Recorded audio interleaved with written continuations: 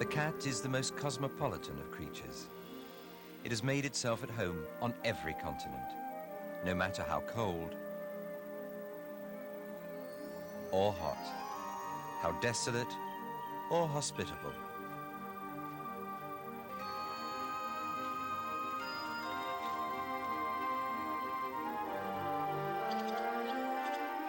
In the foothills of the Spanish Pyrenees, village life is still lived at a medieval pace.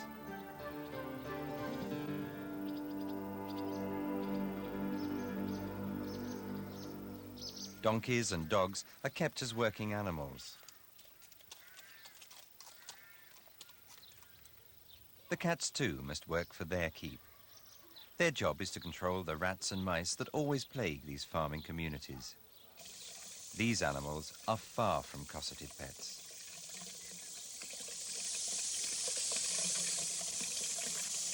This is how cats have lived for centuries throughout Europe. Tolerated because they're useful, few people regard them as affectionate companions. To be efficient pest controllers, the cats need easy access and exits.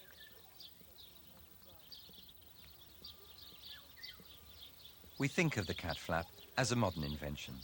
Yet for hundreds of years, special cat holes have been cut in these village doors.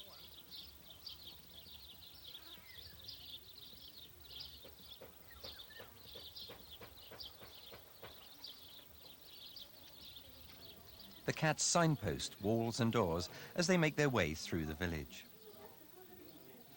Old spray marks show that even modern metal doors are well used.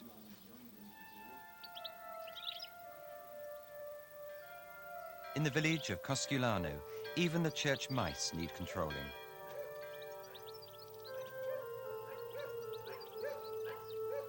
Small holes were carved in even the most elaborate church doors.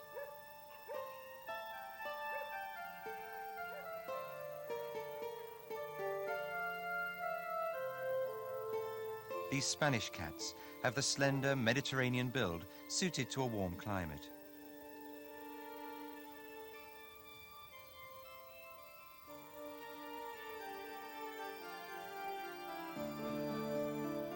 Further north, cats were to become more stocky, and their most successful type of coat pattern may have originated in Britain.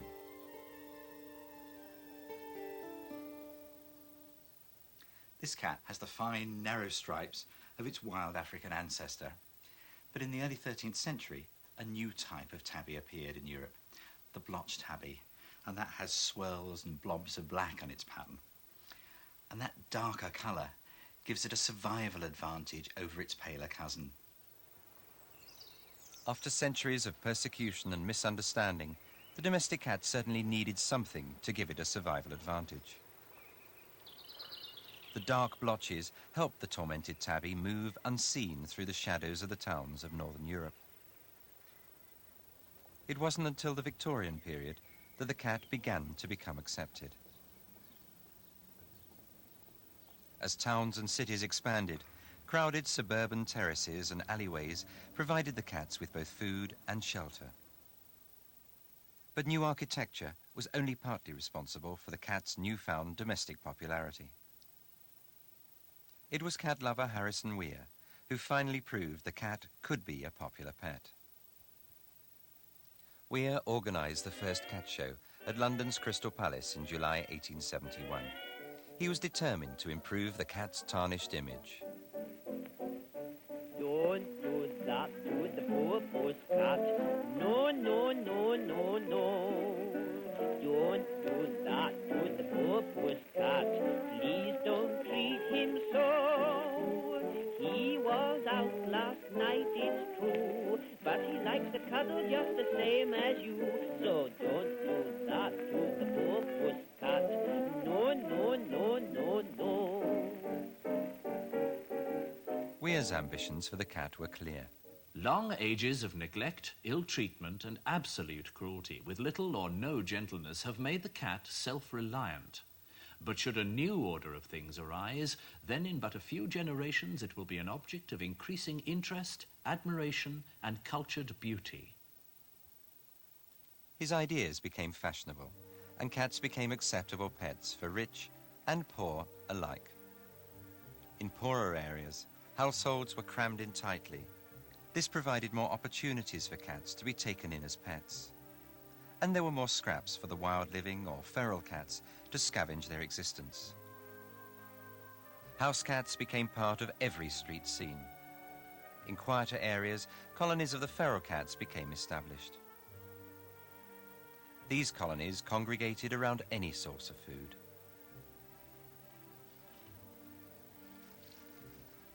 But it was the dustbins that became a gathering place for any self-respecting alley cat. All right, you clods, when you hear the sound of the cymbals, let's set a few speed records getting here. What's cooking, TC? But Tom is the typical house cat.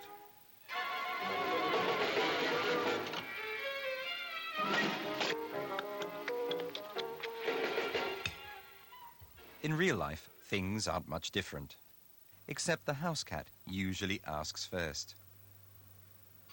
Hello.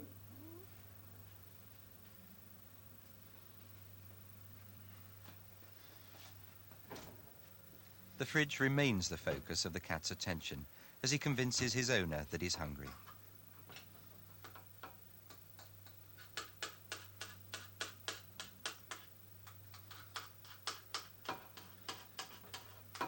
Okay. The conversation is two-way, but much of the talk is silent body language.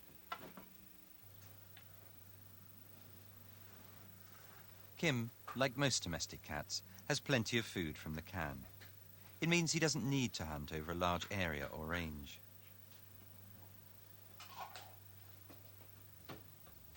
Amid the tight patchwork of small-town gardens, territorial dramas are played out daily.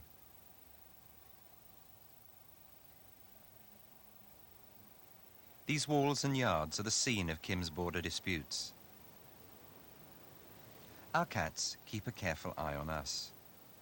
They see us as members of their own cat group. The area we use in our gardens, they recognize as their own. But all eyes are alert as a neighborhood cat goes on the prowl.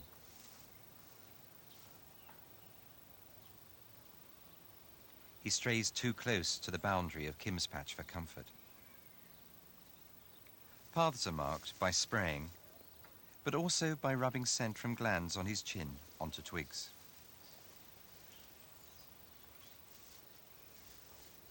Kim stands his ground, confident in his territory. The visitor, his progress thwarted, edges warily back to the security of his own range.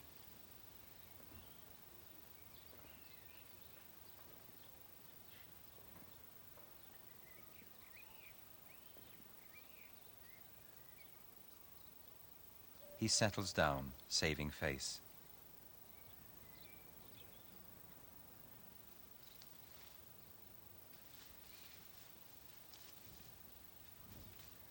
His patch protected from the intruder, Kim can now move off and check out the rest of his territory. Cats carefully observe territorial good manners. Unnecessary fighting is definitely to be avoided. For kittens, play is all part of the learning experience. They need to prepare for this adult world.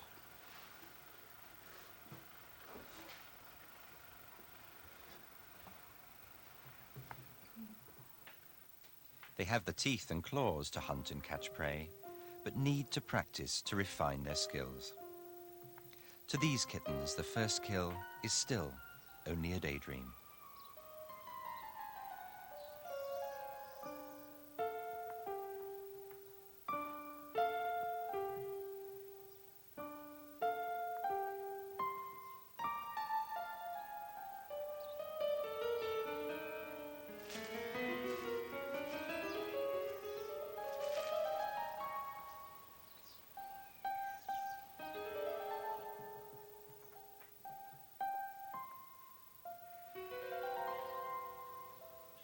Kittens can only learn to be efficient hunters if their mothers bring home prey.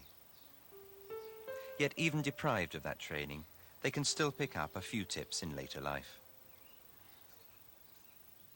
Meet my personal cat group.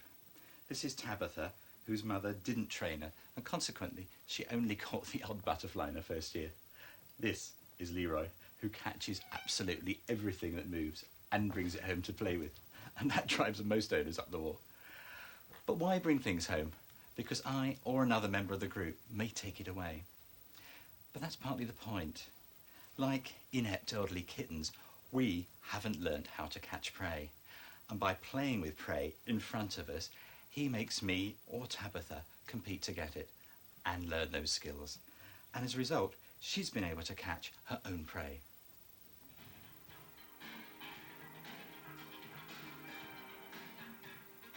Cats are affectionate pets. Smudge, a typical house cat, seems settled, ready to lap up an evening's comfort.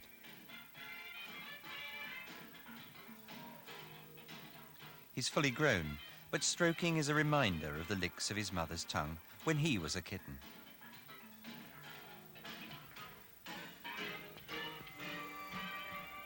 But it's a different scene when the cat goes outside and enters the adult world of the night hunter. Senses are tuned. Smudge's attention is caught by a rustle in the grass.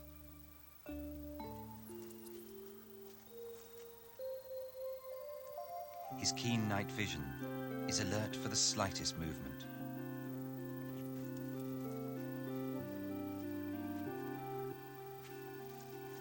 Smudge avoids bringing his face too close, cautious of being bitten himself, until he subdued his prey.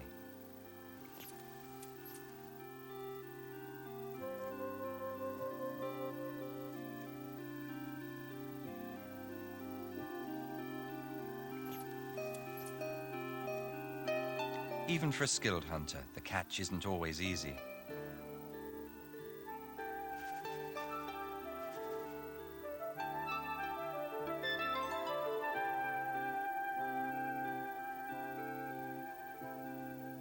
Ginger remains an interested onlooker.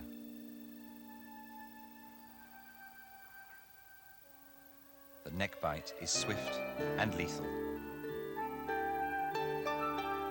Still wary, Smudge continues to play with his kill.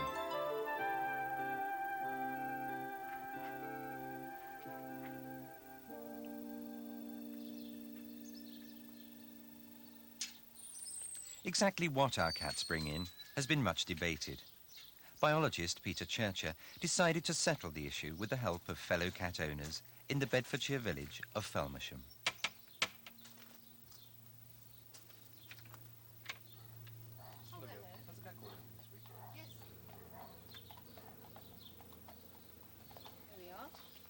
Thank you. It's 2 bank rolls worth of things.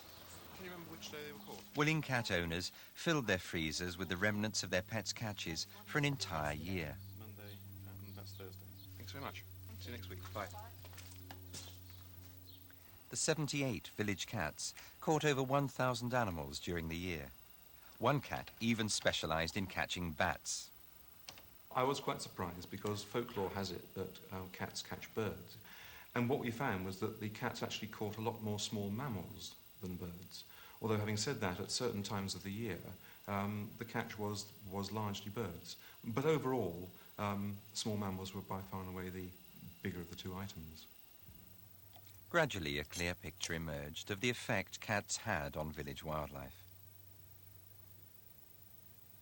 Cats at the village edge caught even more than those living in the centre, because their ranges include fields and farmland. Rural cats catch far more than town cats. Ironically, it was the Churcher family's own elderly cat Effie that proved to be the best hunter. She plays with her prey, for unlike feral cats, it's not her only food.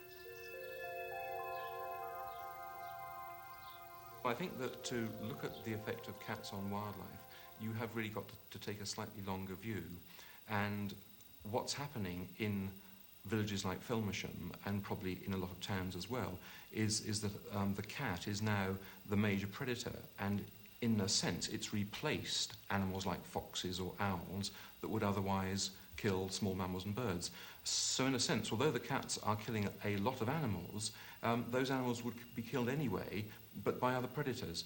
So in a sense, it's not the house sparrows and the mice that are suffering, it's the effect that the cats may have on animals like foxes and owls and hawks.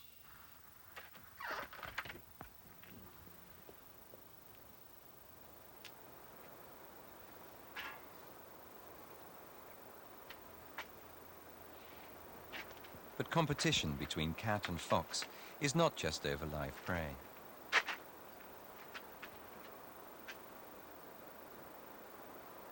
Even scraps put out to feed the cats are worth investigating for a hungry fox. Cats and foxes are usually fairly passive competitors, but there are exceptions.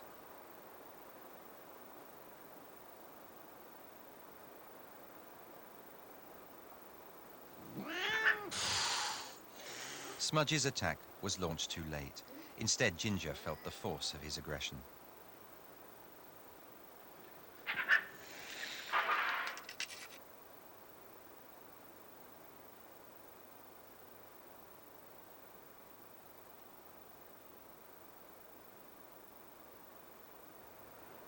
Cat owners often worry unnecessarily about fox attacks on their pets, but the cats are far better armed for any conflict.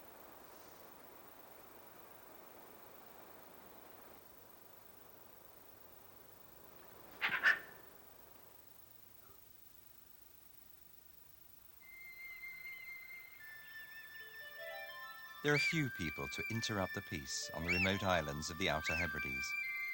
People have abandoned many islands, leaving derelict houses and the descendants of their cats.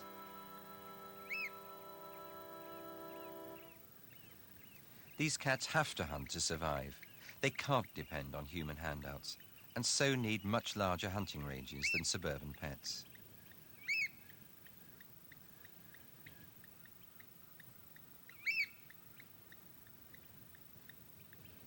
Many cats live and hunt around the large rabbit warrens on the island of North Uist. Their ranges overlap around the warren, just like the urban feral cats around a group of dustbins.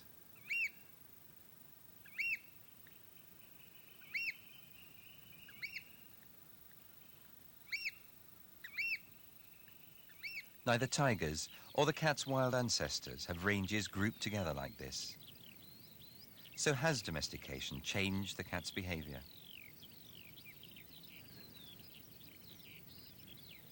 No, tiger and tabby are fundamentally the same when food is scarce and spread out. The cat's behavior only changes where there are easy pickings to be found in one place. More food, more cats.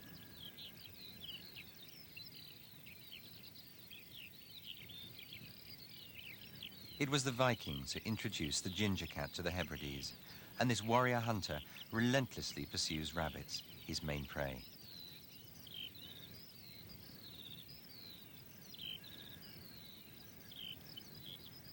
Female cats like this one must hunt over smaller areas than the toms, so she rarely strays far from the warren in search of food.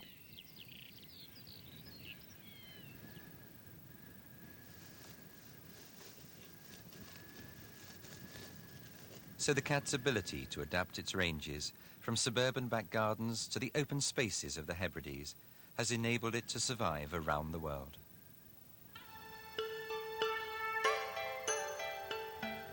Even on the streets of Hong Kong, it's possible to find cats whose ancestors came from Britain.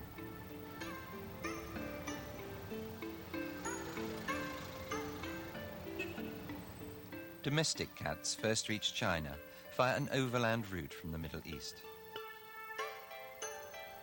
For centuries, cats have arrived in the busy port by sea. When the British took possession of Hong Kong, then the British blotched tabby gained its first foothold here.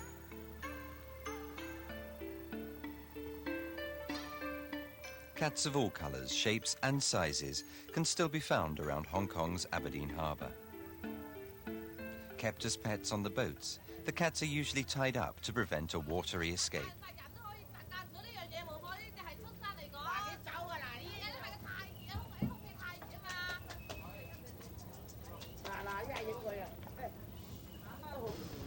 The cats of Hong Kong seem as numerous and cosmopolitan as the people. But Hong Kong had a well-established cat population before the British arrived with the blotched tabby.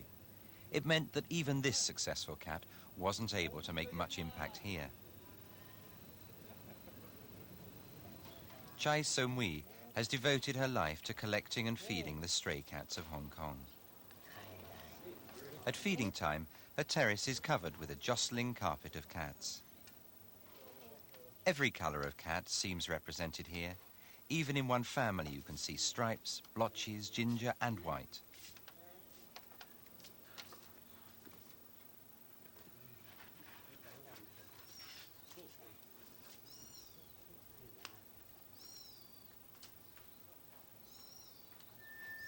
As the British colonised the world, so too did the blotched tabby.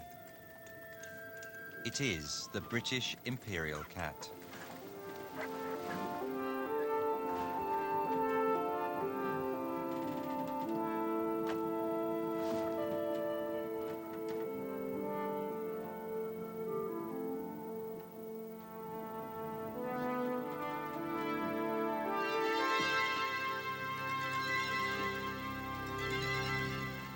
But in some places, this imperial moggy was soon to become an unwanted pest.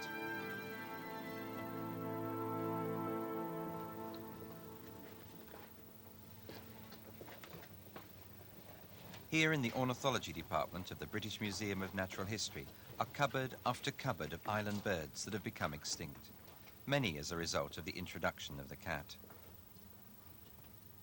This is the kakapo. It's a large flightless parrot from New Zealand, and it's not yet extinct, but it is so close, and the cat is its main predator. These ground-dwelling birds are very vulnerable to the cat, but the most poignant of stories revolves around this small scrap of a bird. It's the Stevens Island wren. It lived on an island only a square mile in area, and we only know of its existence because the lighthouse keeper's cat caught it and took it back home. But sadly, that discovery was also its point of extermination. Is when a fine cliff tourist here of the land. The bosun shouts out. Ship's cats even accompanied the whalers and seal hunters as they exploited the natural riches of the subantarctic seas.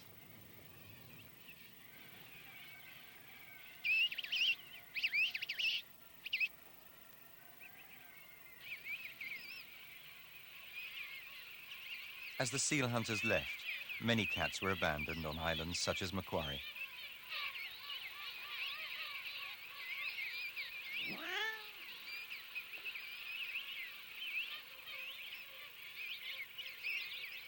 But of all the cats left to fend for themselves, it is the blotched tabby that has been the ultimate survivor.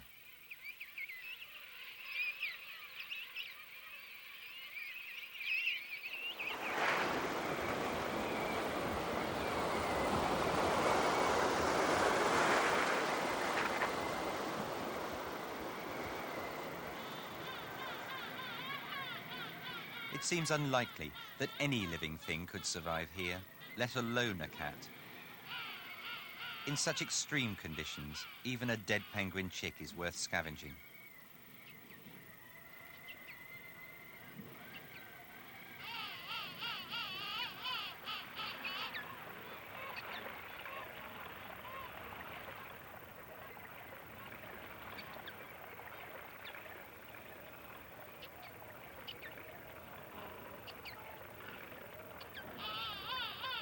The only shelter for these cats is provided by the relics of the sealing industry.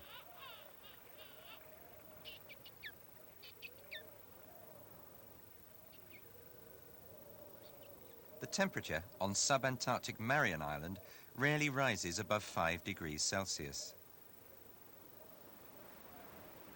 In 1948, a meteorological station was built here to monitor the harsh weather conditions. 7 years later, 5 cats were brought to the island as pets. Within 20 years, Marion was home to 2,000 feral cats. Each year they killed over 500,000 of the island's birds.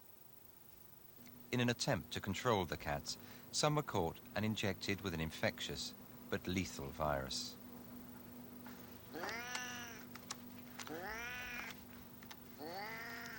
Many cats died, but some became resistant to the virus. There seemed to be only one humane solution if there were to be any birds left on Marion. Teams of trained marksmen were flown in to hunt the remaining cats. Even the blotched tabby couldn't escape their aim.